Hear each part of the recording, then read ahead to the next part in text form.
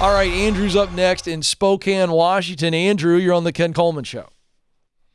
Hey, Ken, thanks for taking my call. You bet. Andrew, are you a college football fan? Not really. Okay, very good. All My right, team's really bad, so. I get it. All right, moving on. How can I help you today? Hey, so it's kind of maybe an odd question. I'm a veterinarian working at a practice here in Spokane, and I'm interested in someday opening my own operation. But as you probably know, with medical practices in general, the way that that's generally done is with debt, because you're talking about, $500,000+ to find a space, renovate a space, et cetera. So I'm curious if you have any suggestions on how one might go about doing something like that in a non-traditional way without borrowing money. And then two, if there's maybe an idea of a way I can stage that to do some maybe side work before I launch a full operation. Yes and yes. I have an idea. I don't know if it's going to be good, but here we go, Andrew. Because of two things. Let me give you some context before I pitch the idea, okay? Number one, in 2020, it is a very normal thing for mobile services. It just is. Food trucks, people coming to your house, it's just a normal thing. It's no longer this weird idea.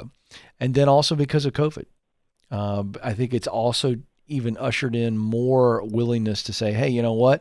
Delivery of food, delivery of everything coming to me. It was because of COVID at first, but I think it's created more and more of a desire for people to say, hey, I'm willing to pay maybe even a little extra for convenience. So I think you know where I'm going. I would get a van. Because I think that's less expensive and you can cash flow your way through it. And I think if they can do food trucks, you can do vet trucks. And I'll tell you why I'm saying this. Because the gal who does our dog's grooming, I have two doodles. I've got a Labradoodle, Riggins the Labradoodle, and Ellis the Golden Doodle. And the gal who grooms them, we really like, and she basically got priced out of her place. And so she was like, okay, you're going to keep jacking my rent? I'm out. And you know what she did? She bought a van. And she comes to our house. She comes in and gets each dog. She takes them into the van, and she's got everything set up to groom them, wash them, the whole 9 yards in the van. So I don't know why. I mean, there might be some things you can't do. There might be some x-ray things. You know your world better than me, but I got to tell you, if you created some partnership maybe with a pet hospital or something, I figured there's a way to figure this out. But I just wonder if you couldn't do most basic services outside of emergencies and surgeries. Could you not do basic checkups and things like that and get this thing started on the side and get to a point where you cash flow your way into a place eventually, but you build it by doing it mobile? And that's kind of what I've looked at. There actually is a mobile business model, but if, what you're looking at is, there's these facilities that build out these really extravagant vans with everything. You could offer a full service vet, and that's not necessarily what I would do. No, but start small. But yeah, I like your idea. Get something small, kind of build it out to do some stuff in the van. One of my challenges with me personally is I'm disabled, so I can get around, but I have trouble with stairs. So my thought was, hey, I'll just go into people's homes, do the services, and be done with it. But I worry about getting around. So I think having the idea of maybe doing a van, getting some staff to help out on a day that I'm doing the work, and they run and get the animal, we do the work, and well, listen, if I'm a pet owner and you're coming to my house, I have no problem walking Riggins and Ellis out to your van. I have no problem doing it. That's kind of what I was thinking. Huh? You don't have to. I guess that sounds like a really good plan. I worry because it's like I can't offer someone a full-time job, but I do need help. So it's like, how do you find someone for 1 or 2 days of work? I think you just ask around. Pretty simple. I know a lot of people. Pretty simple. Yeah. Yes, you answered your own question, but let's be more specific.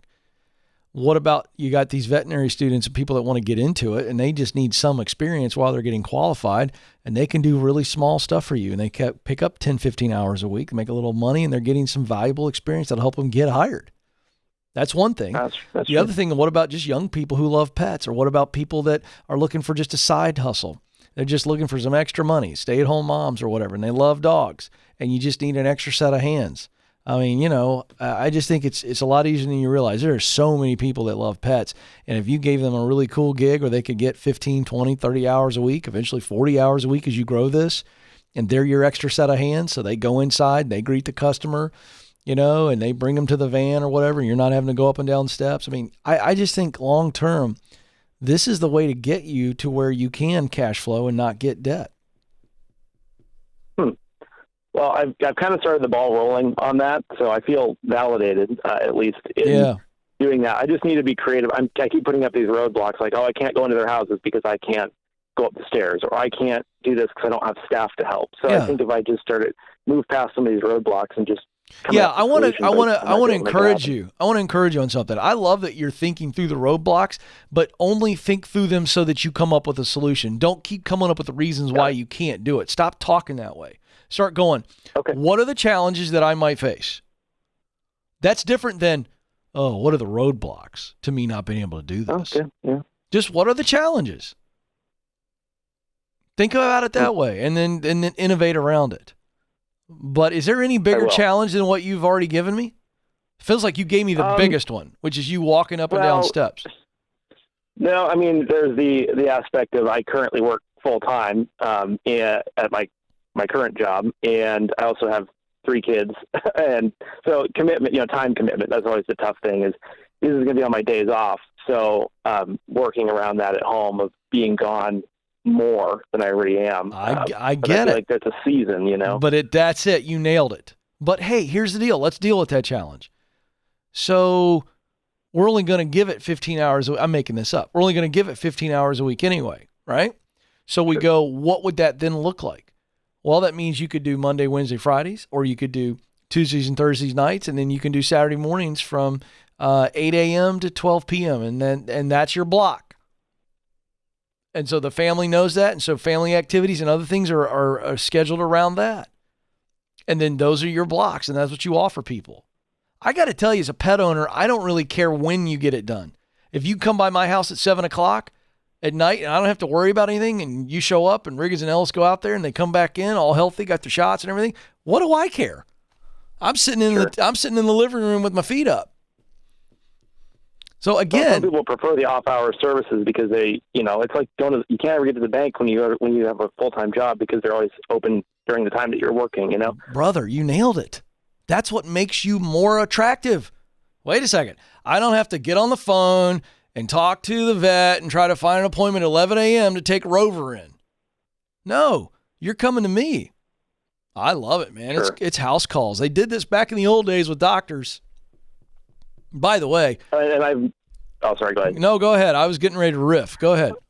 I was going to say, I don't have any money either to spend on this, so I'm just kind of trying to, I've got a couple people who called me already, and I'm just trying to only take appointments where I have the equipment that I need, and as I take more of those appointments, then I can start to afford, some pieces of equipment or things along those lines. Andrew, be careful. You're actually solving your own challenges. Look at you. Look at you thinking your way through this. Joe, I'm going to tell you something. Here's where I was going to go. I think if I'm a doctor or somebody who wants to be a doctor, I think this is the future for doctors too, because of the insurance and stuff like that. I think there is a viable model for house calls and a cash only thing where you publish your rates. You need a physical, this is what it costs.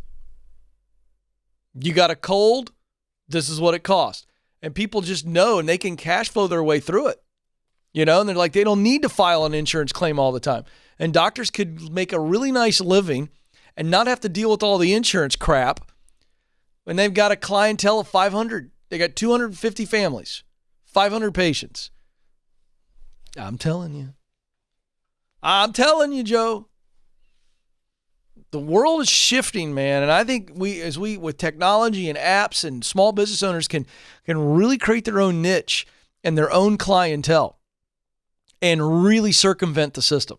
I love Andrew. I love that he's thinking this way. I think he's going to be very successful. I'll tell you right now, I wish he was in Williamson County because I'd hire him right now. I would drop our vet. Our vet is charging me through the stinking nose. And we got to do the same thing. We got to find a time, and it's during the workday, and we got to take Riggins and Ellis in there.